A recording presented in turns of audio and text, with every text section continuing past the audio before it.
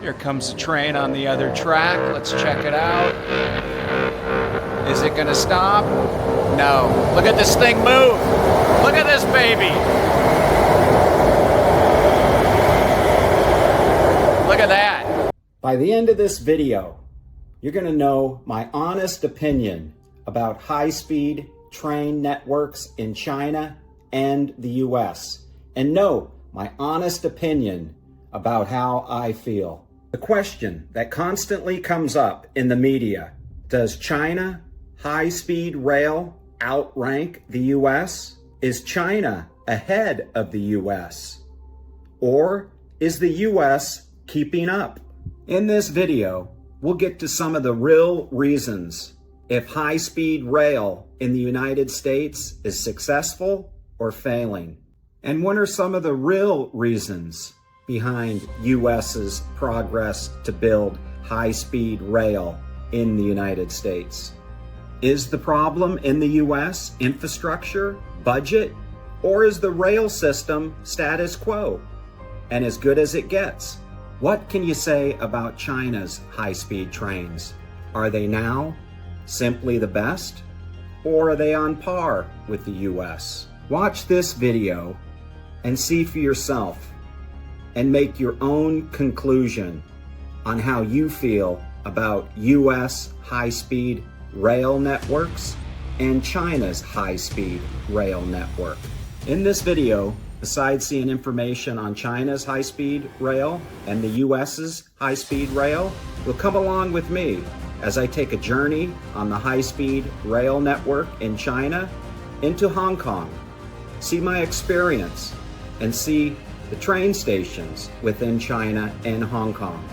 And I'll give you my thoughts about this experience. At the end of this video, I will point out some other factors and will give you my honest opinion on how I believe high-speed rail networks in China and the US compare. What can you say about China's high-speed trains? A big wow. Simply the best in the world now. They are new, clean, safe, and are very efficient as it pertains to being on time. The sleek designs of the high-speed trains are a sight to see and can reach speeds of 380 kilometers per hour. China's high-speed rail network is now the world's longest and most extensively used, with a total length of 45,000 kilometers and growing. The planning began back in the 1990s when China was experiencing high economic growth and gained momentum during China's Speed Up campaign in the late 1990s and 2000s, aimed at increasing the speed of commercial trains. Are you ready for this? China established the world's most extensive high-speed railway network in just 2 short decades. A truly remarkable accomplishment. Since the first line launched in 2008, the network has grown to roughly 45,000 kilometers, more than double the combined length of the rest of the world's high-speed railways, and long enough to circle the Earth. The first high-speed rail line, launched in 2008, linked Beijing with Tianjin, just 121 kilometers away.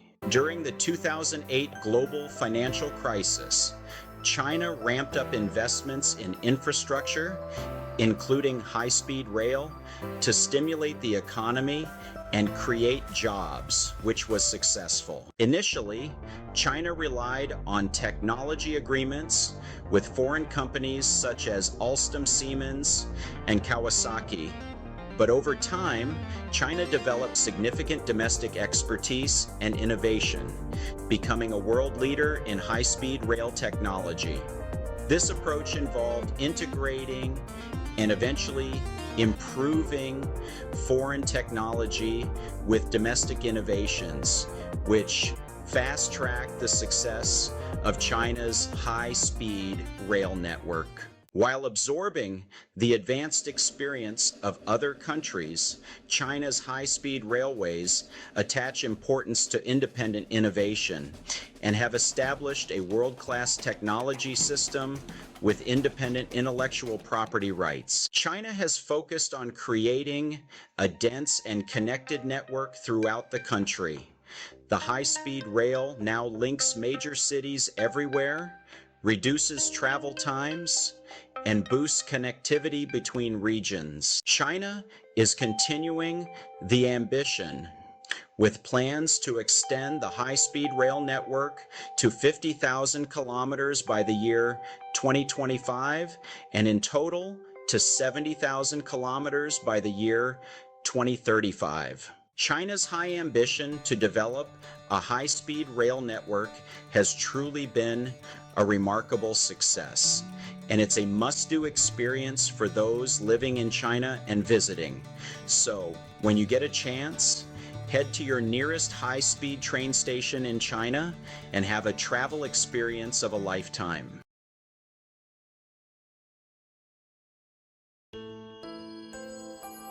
Why has high-speed rail in the United States failed?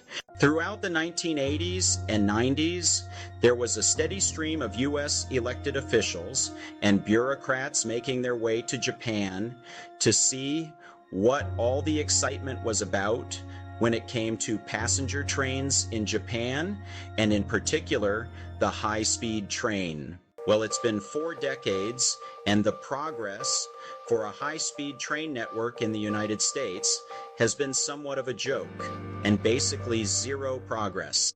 Common international definition of high-speed rail, speed above 250 kilometers per hour, is considered high speed. The U.S. only has around 80 kilometers of track along the Northeast Corridor that's considered high speed, which is a disappointing amount of progress. What is the real reason behind the U.S.'s progress to build a high-speed rail network? I would really like to see your comments on this one, so please comment below. My take, with reality setting in and costs skyrocketing and the infrastructure itself that's in shambles, which is decaying daily, which includes bridges and rail tracks that could not even handle a 620-ton train set barreling over them, is the big problem. Besides the cost and having no budget to enable a true high-speed rail network, the U.S. would need to build specially designed tracks that are straighter and stronger, a project that would take at least 10 years and possibly up to 30 years, and also making sure the bridges are reinforced. The problem with the infrastructure in the U.S. is glaring when it comes to implementing a high-speed rail network, when some of the basic fundamentals in planning is a forward-thinking process to lay out a plan to overhaul the current tracks and reinforce bridges. The U.S. simply fails in this category, and this is why progress is at a standstill. Perhaps it's time for the U.S. government officials put their egos away and reach out for support from China and ask for a lending hand. Perhaps this would be the beginning of mending a relationship that has swayed in the wrong direction over the years, or continue to live in the Stone Ages with the current train rail network that's well outdated and needs a complete end-to-end overhaul. Unfortunately, the U.S. consistently has resistance to foreign assistance. The U.S. government ego or pride to reach out for support is always met with reluctance to seek help from countries like China, despite China's expertise in high-speed rail. In summary, the failure to develop a high-speed rail network in the U.S. is not just due to a single factor, but rather a complex interplay of political, economic, infrastructural, and cultural challenges, and poor leadership at all levels. Addressing these issues would require a fundamental shift in priorities, significant investment, and perhaps a willingness to learn from and collaborate with countries that have successfully implemented high-speed rail. The political will and vision is just not there for the American people. Inconsistent government leadership is glaring. High-speed rail projects require long-term commitments and stable political support across multiple administrations. In the U.S., political leadership on this issue, it has been inconsistent, to say the least, with priorities shifting from one administration to the next. This inconsistency hampers the sustained effort needed to develop large infrastructure projects, such as high-speed rail, and not to mention the lack of coordination and complexity of governments. Federal versus state dynamics is basically a division of power. The system divides power between federal, state, and local governments, creating a fragmented approach to transportation infrastructure. High-speed rail projects often require coordination across state lines, which can lead to delays and conflicts over funding and priorities. And in this day and age, there is pretty much zero collaboration between federal, state, and local governments. Unlike countries like China or Japan, where high-speed rail development has been a national priority with a clear, coordinated strategy, the U.S. lacks a comprehensive, long-term vision for high-speed rail.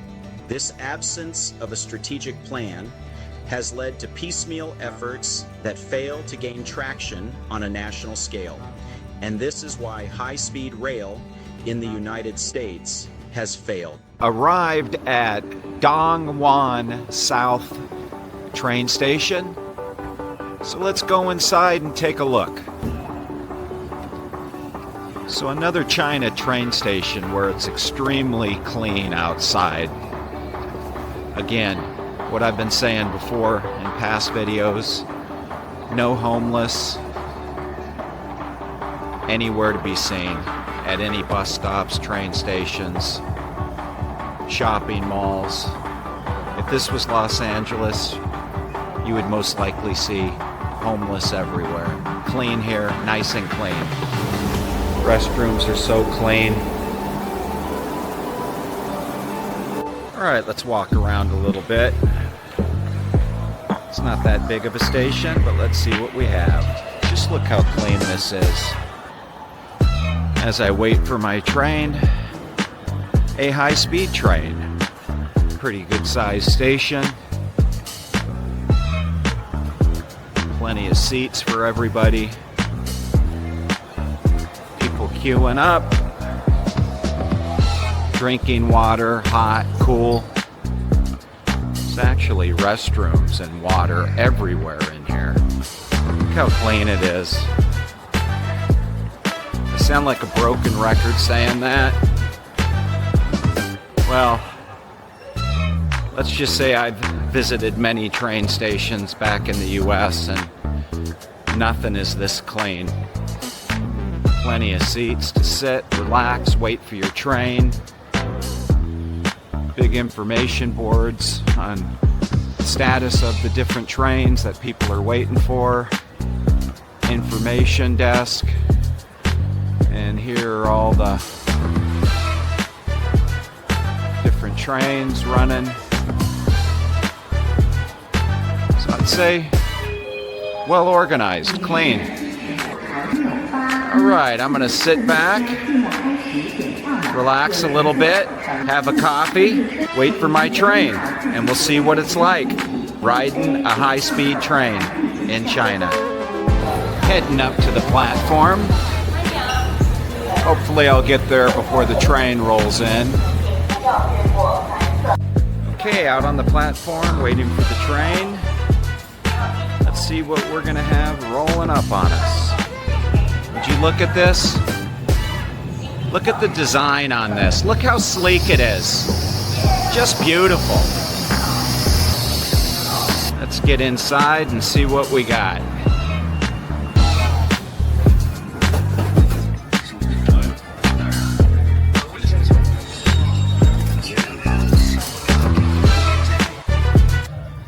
Comfy seats, plenty of room. All right, let's go on this journey. Look at all the tracks. Tracks everywhere. So this train I'm taking, I'm just going into Hong Kong. A little bit of the countryside.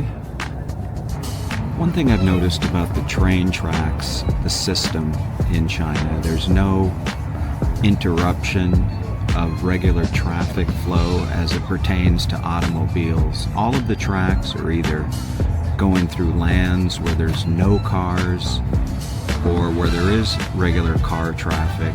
There's bridges or tunnels, so the trains are never having cars to stop at gates while they go by. See how the train is above? So it's not like on the regular roads where it disrupts any of the regular traffic flow. Well, simply put, a lot of thought process went into the development of the train system in China. The layout plan was basically constructed to perfection. See, this is exactly what I was talking about earlier. See how the trains are above? No disruption to the regular cars down below.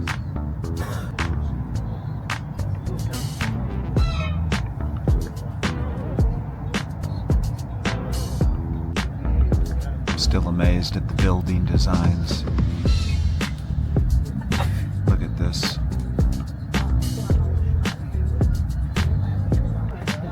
Look at the trains, ready to go. Look at how sleek, look at the designs. I remember it was just about 8 years ago. I used to take this route and the train was boxy, had curtains, very, very slow. Not anymore. Brand new trains. Pull into the station. Let's see how things look here.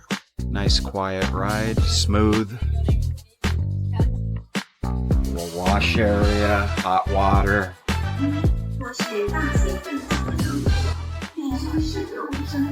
Well, that was easy, convenient. Welcome to Hong Kong. So I've arrived at the HighSpeed station in Hong Kong to get me back to China, to my particular city. So I'm inside the waiting area in Hong Kong.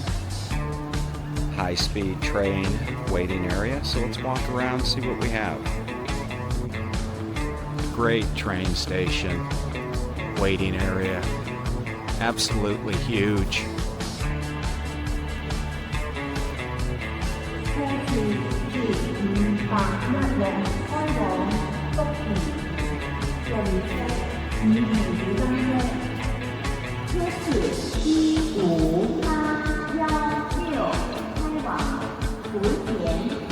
I like what they have on the wall here. Shows a lot of different places in China to visit, cities, monuments.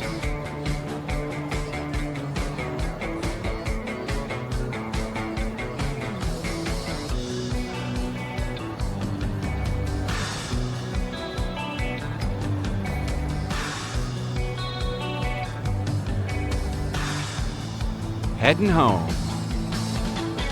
High-speed train. Looking forward to it.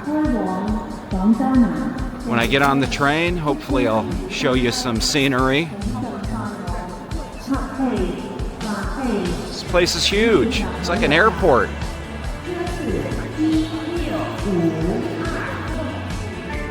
Forgot to show, there's a second level.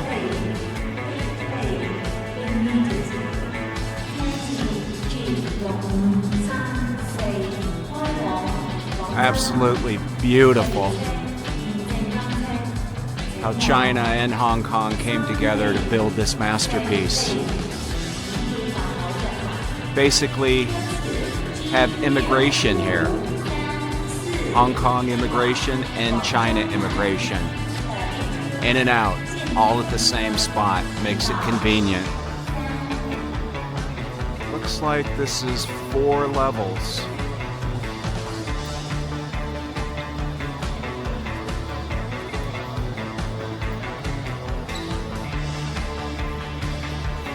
Architecture's just amazing. What a masterpiece.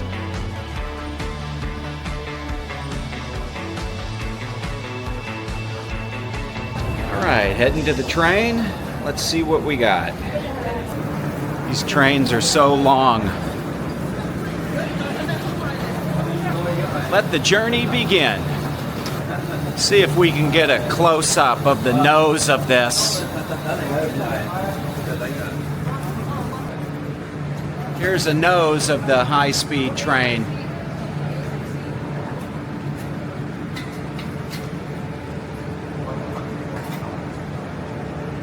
I wish I could walk out further, but I can't. But just amazing. All right, made it on board.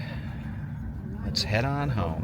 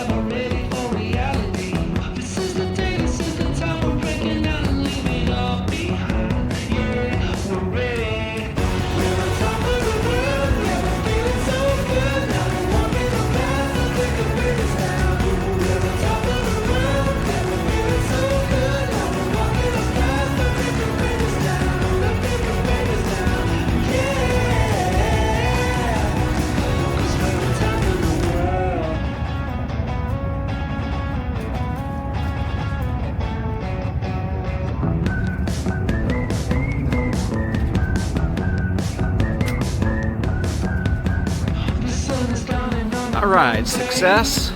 Back in China, made it off the train. On my way home now. Well, there you have it. Hope you enjoyed that. So let me give you my quick thoughts. When there's a will, there's a way. China and other countries have the will to get things done when it comes to high-speed rail network. The U.S. government over the decades is simply failing at trying to implement a high-speed rail network in the U.S. and letting the American people down. The U.S. government needs to start allocating funds to the infrastructure to get things moving in the right direction. Answer this question in the comments below. What is Los Angeles going to do in 4 years with basically zero high-speed rail? What are all the people going to do traveling into Los Angeles for the Olympics? Leave your comments below. I really want to know that.